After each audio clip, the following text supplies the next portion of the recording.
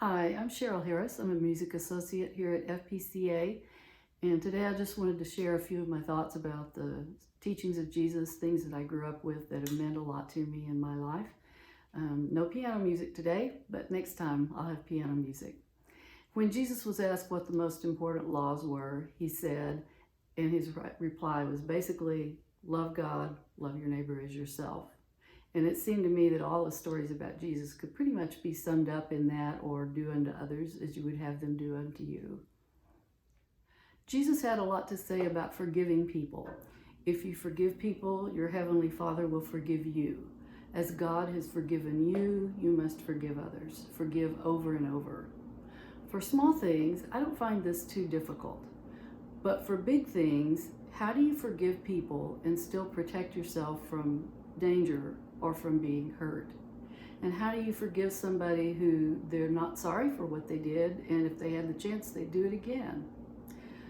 Well, that path of forgiveness is not simple, and it's not easy, and it doesn't happen instantly. But I do know that even having the concept of forgiving and maybe taking one small step toward forgiving somebody, and then maybe later I can take one more small step. That's so much better than being stuck in an endless cycle of being angry and wanting revenge.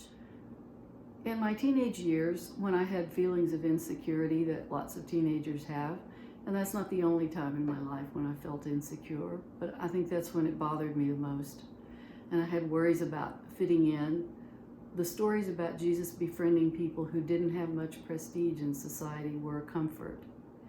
In those stories of Jesus hanging out with people who were poorly thought of in society or who always got the short end of the stick, Jesus believed that those people were worthy of kindness and respect and worthy of being treated fairly.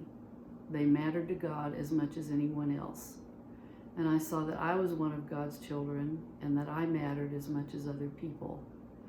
It didn't take away all of the bad feelings, but it was important to know that how other people treated me wasn't the most important thing or the whole story. It kept me on track with the idea of be who you are, live by the values that you think are important, and don't give up too much of yourself just to fit in. Sometimes in the middle of a difficult situation, things Jesus said will come back to me. Maybe it's something I haven't thought about in years, or something that never made sense when I was younger, but suddenly it makes sense in the present situation, and that's the way out.